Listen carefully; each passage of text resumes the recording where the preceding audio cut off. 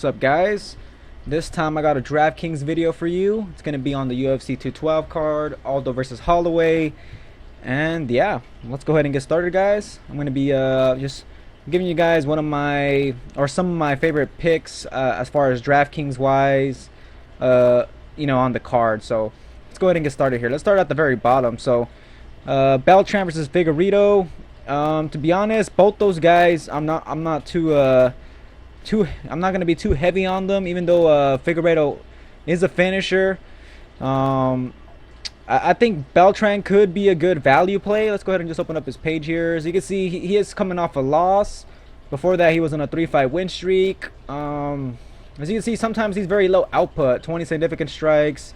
So pretty much this guy's just too low output for me. So I mean, I personally wouldn't want to use him, but if you guys actually like, Marco Beltran, fuck it, why not, man? He could pull off a submission like he did against Vieira. As you can see, if it goes to decision, he's gonna score 50, 60 something points. The maximum, I would say, this guy could score probably like 70 if it goes to decision. So yeah, I'm not too fond of this guy, but it could be kind of a value play for you guys if you guys want to go that route. As far as Divzen Figueiredo, also they call him Alcantara. With this guy, he's new to the UFC, but he has all wins by finish except for one of them, and he finishes his fights both ways, by knockout or by submission. He's half and half on both. So pretty much what I'm saying is this guy's versatile. He can finish you on the feet, or he can finish you on the ground with a submission. So I mean, you could take a play at him. He's not even that expensive if you really like him. For me, I don't personally think I'm gonna actually use him. I think there's better plays out there, but you know what? He's kind of like mid-range. It's kind of what I like about the pricing here. He's 8,500, and like the guys I really like are like Claudia Gadelha. Like she's like 9,000. Like way more expensive, 9,200 for paulo borrachinha. So I think he's like right in the middle, and he's gonna save you like $500 there. So I mean, if you really like his style and you really think he's gonna be able to get a finish, play him. For me, I actually think that fight's gonna go to decision, even though he is a finisher. But I mean, you just never know, with MMA. So you know what? I say fuck it. Maybe just throw him in a lineup or two.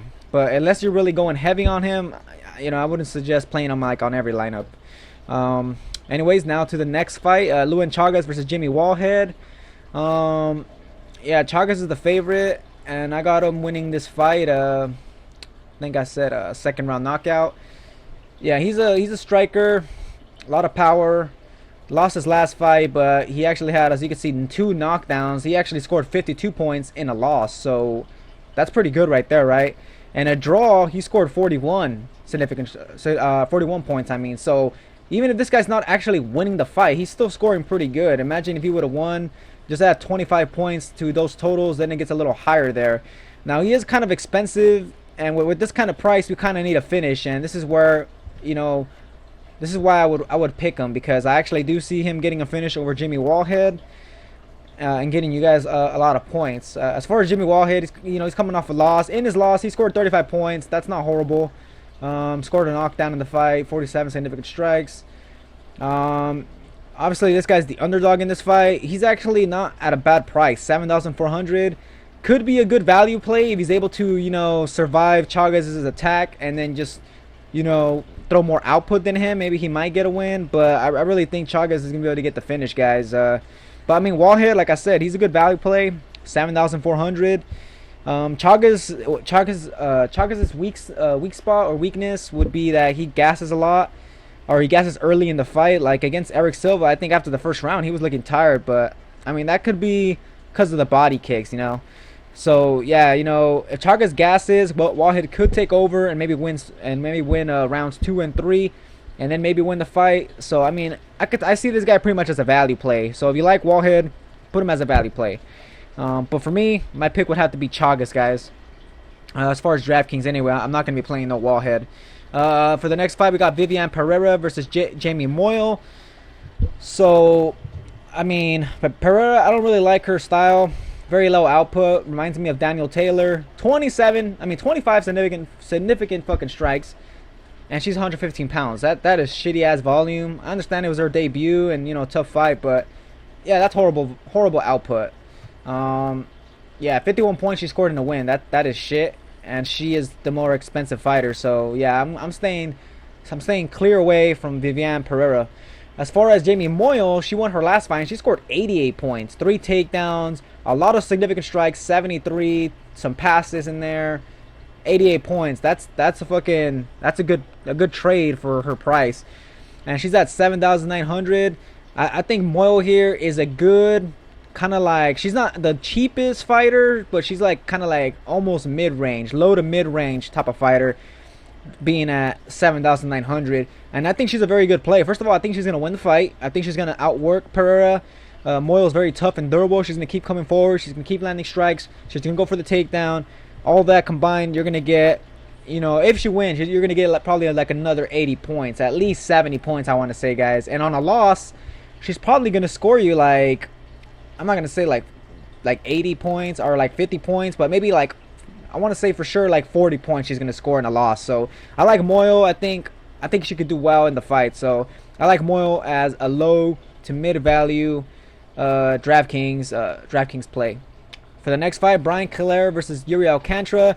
Kelleher is the second, I think he's the second cheapest fighter on the whole card here, 7,100, and Alcantara being the second most expensive.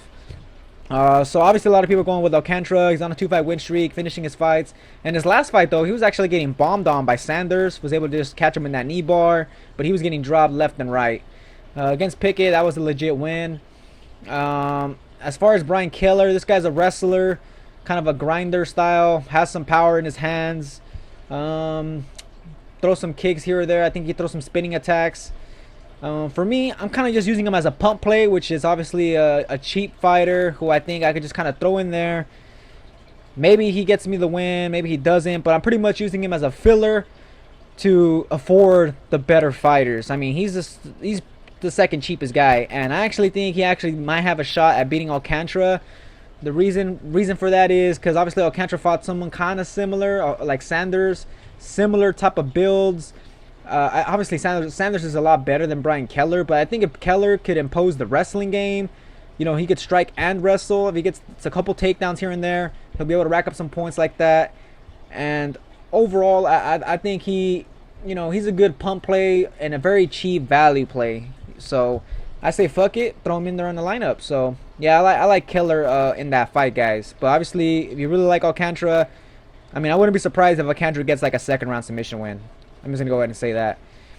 Next fight, Matthew Lopez versus Johnny Eduardo. Matthew Lopez, as you can see in his last fight, he scored 87 points. 30 significant strikes. He's very low output, but he landed 5 takedowns. He had a reversal and he had 4 passes, which scored him 87 points, which is actually pretty decent there. That's actually, you know, pretty good.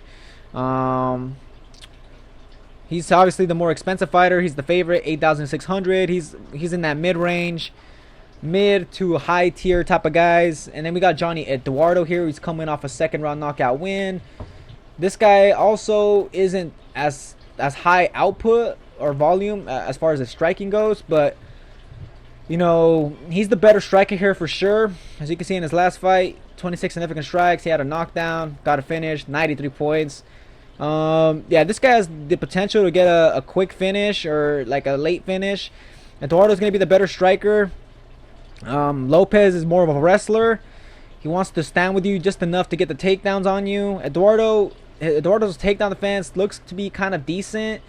Hopefully it's not like his fight against Sterling where he got taken down and he got tapped out in the second round. As you can see, he only scored fucking 2 points in that fight. Hopefully it's not going to be something like that. Hopefully Eduardo could keep it on the feet long enough to get the knockout, or obviously just so he won't score that low. You know, we need him to get the finish. But I mean, if you guys notice, Eduardo is a value play, 7,600. So, you know, you got to take your chances. I think he has a chance to get the finish, so I like him. So I'm gonna be playing Eduardo here, guys. He's a good value play, could get the finish. He's the better striker, good take on the fence. And yeah, I think if he's able to keep it standing, he should be able to light Lopez up on the feet. And worst case scenario, he gets, he loses a decision. I don't think Lopez is going to be able to finish him. He loses a decision, and he'll probably score you. Eduardo will probably score you maybe like 20 points at the worst case. But I think if he pays off, if he gets the win, he's going to score high. So, yeah, I like Eduardo. Next fight, Carlos Jr. versus Erick Spicely. Carlos Jr. is pretty expensive, 8,900, but as you can see in his last fight, he scored 67 points. His fight before that against Augusto Leleco, 116. Pretty much this guy wins his fights with his takedowns and his submission game. He's fighting another grappler in Erick Spicely, but I think Spicely is more of a quick finisher type of guy. He's not more of a, like, he goes for the kill on the ground. He's not like a guy that hangs around too long. As you can see, that's why he's getting first round submissions. He's on a 2-fight win streak in the UFC. Both those wins in the first round. He could score high. So you know what, Spicely, he's actually pretty fucking cheap. If you think he's gonna be able to get a submission on a high level grappler like Carlos Jr., then I say fuck it, play him on your lineup. For me, I think Carlos Jr. is gonna be better all around. I think he has the better stand up. He's bigger. He has more reach, and he has way better grappling credentials. And yeah, I see him imposing his size on Erick Spicely. I see him getting the takedowns on him, outworking him on the ground, and eventually getting like a third round submission. So I really like Carlos Jr. here. He is a little bit expensive, but I actually think he's one of the safer plays kind of in the card. So yeah, I would go for Carlos Jr. But if you think Spicely is going to be able to wrap up a submission, he's very fucking cheap. And yeah, I say fuck it. Take a play at him if you guys like him. Next fight, Marlon Moraes versus Rafael Assuncao. Moraes making his debut. Doesn't have any points here. Assuncao coming off a win. As you can see, he's very low output. Against Sterling, only scored fucking 50 points. That's horrible. That is shitty right there. He is actually the underdog, so he has value. 7,500. If he's able to just squeak out a decision win, that's actually not bad for him getting those type of points, because a win's a win, and he is a value play that will allow you to afford the more expensive fighters. But I really like Marlon Moraes in this fight. First of all, he's way more aggressive. He's gonna have the better stand-up. Has a lot of power, and I actually see him getting a second round finish for some reason. I just think maybe he's gonna get that he's gonna get that flurry in that second round. He's just gonna be able to hurt him and finish him. I think Assuncao is a good counter striker. I want to say he might have a slight advantage on the ground with his ground game, with his jiu-jitsu, but I don't really see the fight going to the ground. I see it staying on the feet, and on the feet, Marlon Moraes is very busy, very high output. He's going to score a lot of points. If he just wins by decision, I see Marlon Moraes scoring at least 70 points, guys. So yeah, like I said, I think his output's going to be good. So yeah, I like Marlon Moraes here. I see him getting a second round knockout, so that's why I'm going to play him. He's almost getting to that $9,000 range, so he's not the cheapest guy, but I like him as one of those mid to high range guys. Next fight, now we're on to the main card. Medeiros versus Erick Silva. A lot of people picking Medeiros in this fight. He looked pretty good in his last fight against Spencer. So you can see he scored 105 points, had 17 significant strikes, 2 knockdowns, and also 2 passes on the ground. We move on now to Erick Silva. He's also coming off a win against another guy that's on the same card, Lewin Chagas. He actually scored 100 fucking points. I didn't think Erick Silva would actually score that high. It didn't look like he was throwing a lot of output, but as you see, he landed 55 significant strikes. He had a knockdown, a reversal, and those passes on the ground. Plus, with the third round finish, I guess it makes sense that he scored that high. So we know Silva is kind of like a boomer bust type of guy. But lately, it looks like he's become a bit more patient with his style. Usually, he's a lot more wild. With this patient style, he's going to obviously be able to stay patient and land some kill shots on Medeiros. Throwing those jabs out, landing some hard body kicks, which is actually how I see the finish happening. I see Erick Silva hurting Medeiros to the body early, first or second round. But I do see Erick Silva getting the finish here, guys. I think it's going to be a second round knockout. He's a little bit cheaper than Medeiros, but a lot of people are picking Medeiros over Erick Silva. Usually when Erick Silva is the underdog, it looks like that's when he comes through. When he's the favorite, he's losing fights. He's the underdog here. I think he has a good shot. I think he's the more technical striker, whereas Medeiros is more of like I don't even know what to say. Like more finesse. He throws the spinning attacks.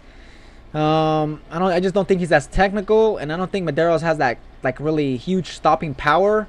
He does have some good head kicks, as we saw in his last fight, but I believe if Silva keeps his distance, lands some good shots, he could hurt Medeiros and take him out of there. As far as the ground game, Erick Silva is really good with his jiu-jitsu, and so is Medeiros. Medeiros is more offensive, like he's more like go for the kill type of submission. Silva, he can lay on you for a bit, you know, he'll pound you out a little bit on the ground, but he's also dangerous on the ground, so it's a close fight. Another thing that really kind of mixes me up here is that, you know, Erick Silva, his durability has been kind of a question. He got dropped a lot against Lewin Chagas, so a lot of people thinking he has no chin, which is why a lot of people are picking Medeiros. They think Medeiros is going to be able to catch him early and maybe knock him out. It's possible, guys, but I think Erick Silva here could pull out a win, another win here. So I'm going with Silva. I think he gets that second round knockout, but if you like Medeiros and don't mind spending the extra $200, I say fuck it, throw him on there. He could also get a finish. And the thing about this fight is I actually do see a finish happening in the fight. So yeah, playing either one of these guys is going to help the lineup. Just take your pick. Alright, now for the next fight. Paulo Borrachinha versus Oluwale Bamgbose. As you can see, Borrachinha here scores a shit ton of points. First round knockout, his last fight, 111 points. Just a beast. High fucking output. Bamgbose, also a guy that gets the finish. When he loses, as you can see, he's not scoring much at all. And also in this fight, I do see a finish happening for either side. Bamgbose is more of a kicker, as far as the striking goes. Borrachinha, this guy will throw everything. Heavy ass fucking punches. He mostly wants to get in the pocket and exchange shots. Huge power, a lot of output. He's a big fucking guy too for middleweight. He looks fucking huge. This motherfucker straight yoked as fuck. Yeah, you know, he's very imposing, and actually, yeah, Bamgbose is the cheapest fighter actually on the whole card here at $7,000. So this is kind of like an even fight because someone's gonna get finished here, and if you guys really think Bamgbose could get it, I say fuck it, pick him, guys. But for me, I think Borrachinha is gonna be way too aggressive. He seems durable. I don't think Bamgbose is gonna be able to catch him with some sort of spinning kick. Borrachinha is gonna stalk him forward against the cage, bomb on him, and get that quick finish, guys. So I see Paulo getting a first round knockout. I'm not gonna be super surprised though if Bamgbose does catch him, but at the same time, I'm 100% going for Paulo here. So yeah, Paulo first round knockout. He's the most expensive guy, but one of my favorite plays on the card. Marquardt versus Vitor Belfort. Marquardt's the cheaper guy. Coming off a loss to Sam Alvey. Didn't do too much. 22 points scored. When he won, he had a second round knockout against McCrory. He had 102 points. That's pretty good there. So he's the value play here. Belfort, obviously, man, this guy's looking horrible, man. He's looking horrible. But I mean, look at this shit. He loses, he's scoring 5 fucking points, 4 points, 2 points. But look at this shit. When he wins, boom, look at all those hundreds right there. So, boom or bust with Vitor Belfort, man. I think he's the better striker here. His chin is questionable now. So is Marquardt's, though. Both these guys are chinny. Both these guys are older. It's going to be a matter of who lands first. And Belfort's still more explosive, still has faster hands. If Marquardt could survive, he could use his ground game to win the fight. But, you know, I see Belfort putting him away, guys. So I'm picking Belfort here, first round knockout. He's like mid-price here at 8,400. So I say fuck it. You know, he has a good chance of getting a first round knockout. Marquardt also has a good chance, but I like Belfort here a lot better because it's his stand-up, you know. Marquardt will kind of want to counter you more. He's not aggressive at all. Belfort's going to come at you. But also another thing, Belfort's now with VersatileHybrid over there at TriStar. I'm very interested to see how he performs with this new camp, with this new, you know, with VersatileHybrid's game plan. So, you know, I'm ready to see how Belfort's gonna come out. Maybe he's gonna be patient and then land the kill shots, or he's gonna be super aggressive or something. You know, hopefully he improved his takedown defense because Marquardt does have some good takedowns, and like I said, if he's able to get on top of Belfort, he's probably gonna finish him, guys. So another fight where I also see a finish. So, I mean, there's 3 fights right there, guys, where I could really see a finish happening in the Marquardt fight, the Borrachinha fight, and the Medeiros fight. So, 3 fights right there where you guys could really build your lineup from, because I do see finishes happening in all 3 of those fights. But I'm going to take my pick here at Belfort, and I think he's going to get a first round knockout. All right, for the co-main event, we got Gadelha versus Kowalkiewicz. Gadelha scores pretty high, $9,000, obviously the favorite. Her last fight, she went to decision, and she still scored 83 points. That's pretty fucking good.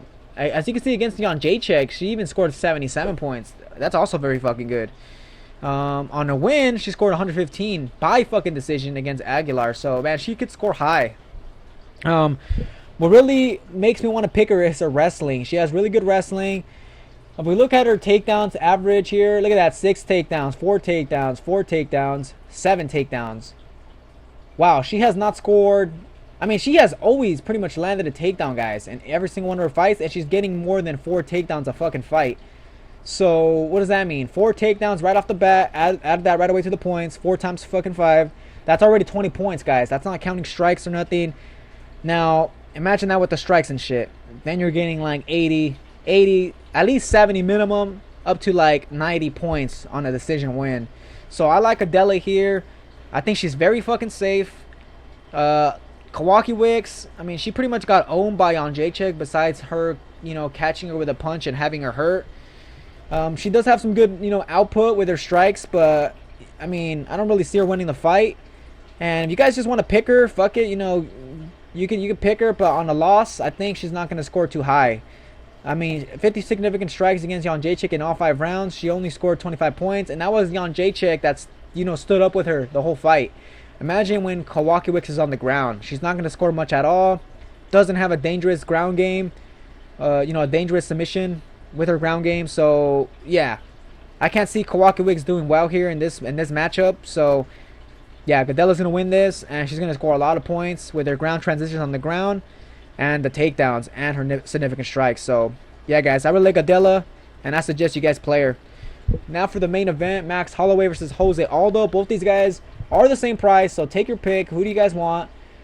A lot of people are gonna say take Max Holloway because this guy's high output, and he's on a what, 10-fight win streak. I mean, look at this. All his fights here on DraftKings. Look at this shit. You see the guys? He has all fucking W's on this shit. All W's. As you can see, he scores pretty high. 115 points his last fight against Pettis. Landed a shit ton of significant strikes there. Got a knockdown. Even got some takedowns in there. Now to Jose Aldo. This guy's more of you know, I'm just gonna beat you type of guy. You know, he's not gonna throw a shit ton of crazy output. But I mean, in the Mendes fight, I mean, he actually had good output there. 97 points he landed. In the fight, that's how much he got. 97 points. He landed 102 significant strikes, a knockdown, some passes on the ground. I'm not gonna even count that McGregor fight. So yeah, this guy's output isn't as good, which is why his points per fight are 76.4 and maxes are 82. So DraftKings wise, you actually want to pick Holloway here, and it's a close fight. He could win the fight, and we know he's gonna throw more output than Aldo, but can Jose Aldo match his output though? But realistically, I think Aldo will win the fight, guys, which is why I'm gonna pick him. But I mean, Holloway, guys, is not a bad play at all. Like I said, he scores high, a shit ton of output. Yeah, I could see Holloway at least scoring, you know, 40 to 50 points here. So even with a loss, that's with a loss. So maybe even more than that. Maybe even 60 points on a loss. But yeah, I see him scoring a lot of output. This fight's mainly going to be on the feet unless Aldo mixes it up and actually gets some takedowns on him. So, you know, it's a close fight. Just take your pick, guys. For me, I'm going to go Aldo because I believe he's going to win. If you like Holloway, then fuck it. You know, I think that's a good play too because like I said, it's a close fight and Holloway lands a lot of output, which is going to score you a lot of points. Right here on DraftKings, we really just care about those points. So, you know, if you really like Holloway, I say go for it, man. But I'm going Aldo on this one. All right, guys. So that's going to be it for my breakdown or my DraftKings picks. On the whole card, I actually went over the whole card. I was actually just kind of going to give you guys my favorite picks, but I went over the whole card. So, I mean, fuck it. Sorry, guys, for the long video. But, yeah, I hope you guys enjoyed the video. Yeah, you know, I give you guys a lot of my output. or input here on all the fights. So you know, you guys just kind of make your lineup how you guys want to make it. Before I would kind of give a lineup, but now not really. But if you guys post in the comments, next time I'll make a lineup for you guys. How about that? If you guys really want to see me make a lineup for you, you know, post that shit in the comments. Let me know. But yeah, guys, thanks for watching. Thanks for the support. Subscribe for more, and catch you guys on the next video. And also, enjoy the fights.